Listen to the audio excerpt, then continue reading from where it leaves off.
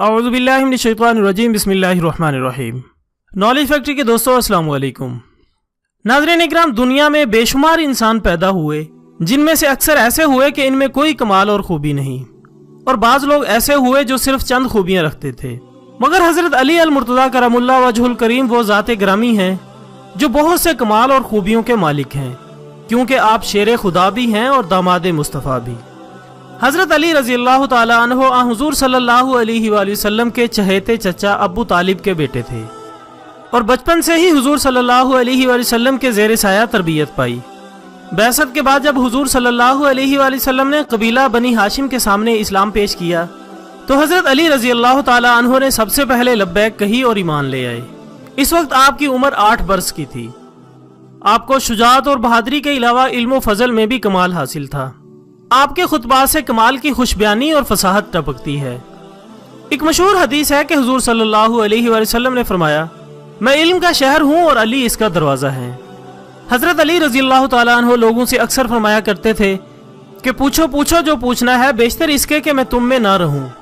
پوچھنے والے پوچھتے رہے اور حضرت علی رضی اللہ تعالیٰ عنہ بتاتے رہے۔ ایک دفعہ کچھ لوگوں نے میٹنگ کی اور یہ طے پایا کہ حضرت علی رضی اللہ تعالیٰ عنہ سے ایسا مسئلہ پوچھیں جس کا جواب طویل ہو اور یوں ان کی نماز مغرب قضا ہو جائے۔ نماز مغرب کی ادائیگی میں وقت تھوڑا ہوتا ہے، اذان کے ہوتے ہی جماعت کھڑی ہو جاتی ہے۔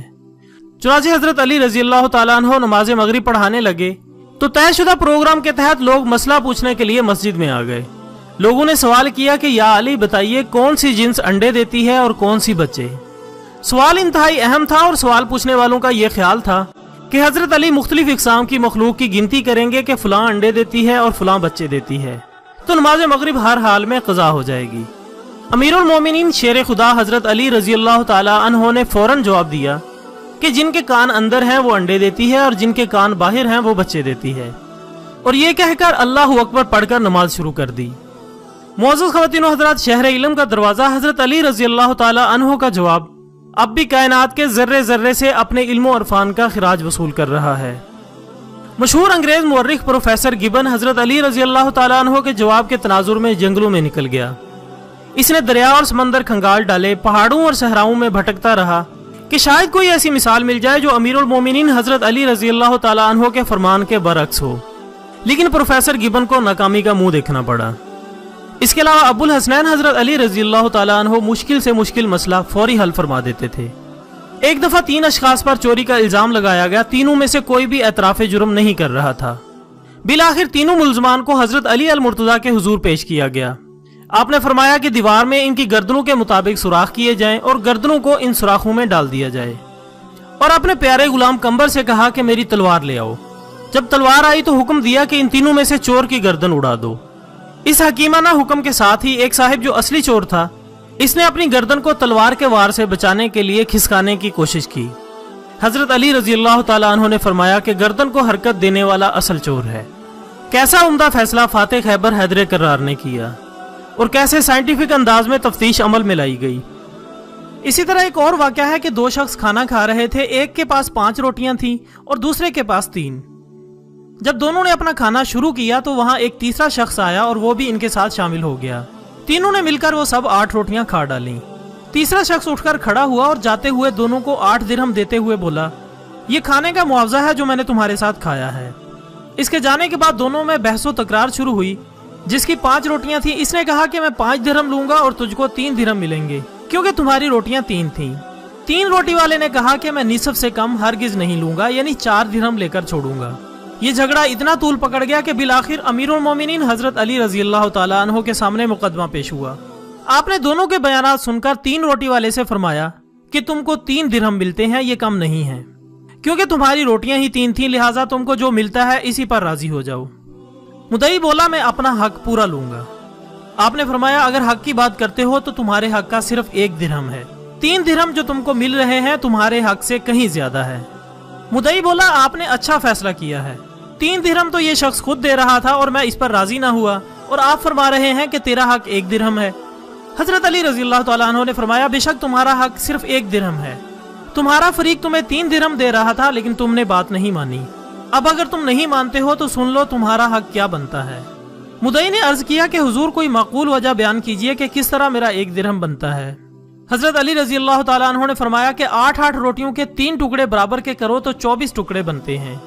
یہ 24 ٹکڑے تم 3 آدمیوں نے کھائے ہیں، یہ تو معلوم نہیں کہ کس نے زیادہ کھایا ہے اور کس نے کم، لہٰذا فرض کرو کہ سب نے برابر کھایا، تو اس صورت میں ہر ایک نے 8 ٹکڑے کھائے۔ تیری روٹیوں سے صرف 1 ٹکڑا بچا جو تیسرے نے کھایا، اور تمہارے فریق کی 5 روٹیاں تھیں جن کے 15 ٹکڑے ہوئے، اس نے 8 خود کھائے اور 7 تیسرے کو کھلائے۔ اب تمہاری 3 روٹیوں کے 9 ٹکڑوں میں سے صرف 1 ٹکڑا تیسرے آدمی نے کھایا جس کا معاوضہ 1 درہم بنتا ہے، اور تمہارے فریق کے 7 ٹکڑے کھائے جس کا معاوضہ 7 درہم ہے۔ یہ فیصلہ سن کر مدعی بولا کہ آپ نے ٹھیک فیصلہ کیا ہے، بے شک میرا حق 1 درہم ہے اور میں اسی پر راضی ہوں۔ ایک مرتبہ ایک نوجوان چند آدمیوں کی شکایت لے کر آیا کہ میرا والد ان کے ساتھ سفر پر گیا تھا، یہ سب لوگ تو واپس آ گئے لیکن میرا والد ابھی واپس نہیں آیا۔ میں ان سے پوچھتا ہوں تو کہتے ہیں کہ اس کا انتقال ہو گیا ہے، اور جب اس کا مال دریافت کرتا ہوں تو کہتے ہیں کہ اس کے پاس کچھ مال نہ تھا، حالانکہ وہ بہت سارا مال اپنے ساتھ لے کر گیا تھا۔ حضرت علی رضی اللہ تعالیٰ عنہ نے ان سب کو علیحدہ علیحدہ بٹھایا اور پہلے ایک کو بلایا اور اس سے تمام تفصیلات معلوم کی، مگر اس پہلے شخص نے اسے قتل کرنے کا اقرار نہ کیا۔ حضرت علی رضی اللہ تعالیٰ عنہ نے ایک نعرہ تکبیر بلند کیا۔ اس کے ساتھی جو علیحدہ علیحدہ کمروں میں بند تھے انہوں نے سمجھا کہ ان کے ساتھی نے راز فاش کر دیا ہے۔ اس کے بعد جب یک کے بعد دیگرے وہ سب بلائے گئے تو سب نے اس کے باپ کو قتل کرنے کا اقرار کر لیا۔ آپ رضی اللہ تعالیٰ عنہ نے فیصلہ کیا کہ ان تینوں کو قصاص میں قتل کر دیا جائے۔ ایک اور واقعہ ہے کہ رسول اللہ صلی اللہ علیہ وآلہ وسلم کی خدمت میں 2 شخص حاضر ہوئے۔ ایک نے دعویٰ کیا کہ اے حضور میرے پاس ایک گدھا تھا اور اس شخص کے پاس ایک بیل، اس کے بیل نے میرے گدھے کو مار ڈالا۔ حاضرین جلسہ میں سے ایک صاحب بولے کہ جانور تو بے زبان ہوتے ہیں، ان پر بھلا کیا ضمان و تاوان وصول کرنا۔ حضور اکرم صلی اللہ علیہ وآلہ وسلم نے فرمایا کہ اے علی تم ان دونوں میں تصفیہ کروا دو۔ حضرت علی رضی اللہ تعالیٰ عنہ نے فریقین سے سوال کیا کہ کیا یہ دونوں رسی سے بندھے ہوئے تھے یا کھلے ہوئے تھے، یا ایک بندہ تھا اور ایک کھلا تھا؟ فریقین نے جواب دیا کہ گدھا بندہ تھا مگر بیل چھوڑا ہوا تھا، اور بیل کا مالک بھی اس کے پاس کھڑا تھا۔ آپ رضی اللہ تعالیٰ عنہ نے حکم دیا کہ بیل والے پر ضمان لازم ہے، گدھے کی قیمت اس کے مالک کے حوالے کر دے۔ حضور سرور کونین صلی اللہ علیہ وآلہ وسلم نے یہ فیصلہ پسند فرمایا اور یہی حکم جاری کیا۔ اسی طرح ایک مرتبہ حضرت علی رضی اللہ تعالیٰ عنہ سے پوچھا گیا کہ یا حضرت اگر ایک آدمی ایک کوٹھری میں بند ہو اور کھڑکی روشن دان اس میں کوئی نہ ہو اور تالا بھی لگا ہوا ہو، اور اس کوٹھری کے باہر ایک کمرہ ہو اور اس کے ارد گرد ایک فصیل ہو، اور یہ سب کچھ ایک قلعے میں بند ہو، تو اس آدمی کا رزق کس راستے سے آئے گا؟ حضرت علی رضی اللہ تعالیٰ عنہ نے فرمایا کہ جس راستے سے اسے موت آئے گی اسی راستے سے اس کا رزق آ جائے گا۔ ناظرین اکرام، حضرت علی رضی اللہ تعالیٰ عنہ سے مسائل پوچھنے والوں میں صحابہ کرام کے علاوہ عیسائی، نصرانی، یہودی اور دیگر مذاہب سے تعلق رکھنے والے لوگ بھی شامل تھے۔ حضرت علی رضی اللہ تعالیٰ عنہ کی سیرت مقدسہ پر لاتعداد کتابیں تحریر ہو چکی ہیں۔ ان کے حکیمانہ فیصلوں، ان کی بہادری اور اسلام کی خدمات کے حوالے سے ڈھیروں کتب منظر عام پر آ چکی ہیں۔ حضرت علی رضی اللہ تعالیٰ عنہ نے فرمایا کہ انسان بھی کتنا عجیب ہے، پہلے وہ اپنی ساری صحت مال اکٹھا کرنے پر لگا دیتا ہے، پھر وہی مال اپنے آپ کو دوبارہ تندرست کرنے پر لگا دیتا ہے۔ انسان زندگی تو ایسے بسر کرتا ہے جیسے اسے کبھی موت نہیں آئے گی، لیکن مرتا اس طرح ہے جیسے کبھی پیدا ہی نہ ہوا ہو۔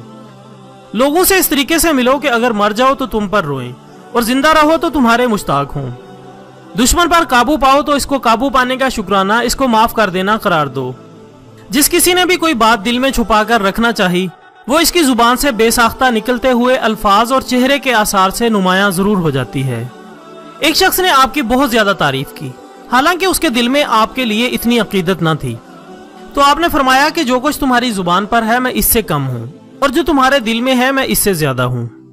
ناظرین اکرام، خارجی نہروان کی شکست کے بعد خاموش نہ بیٹھے تھے۔ ان کے 3 جانبازوں نے فیصلہ کیا کہ ایک دن مقرر کر کے حضرت علی، امیر معاویہ اور عمر بن عاص کو قتل کر دیا جائے۔ چنانچہ تینوں اپنے اپنے سفر پر چل پڑے۔ ابن سلجم نے حضرت علی رضی اللہ تعالیٰ عنہ کو شہید کرنے کا ذمہ لیا۔ تینوں نے تجویز کے مطابق ایک ہی دن فجر کی نماز کے وقت وار کیے۔ امیر معاویہ رضی اللہ تعالیٰ عنہ پر وار خالی گیا۔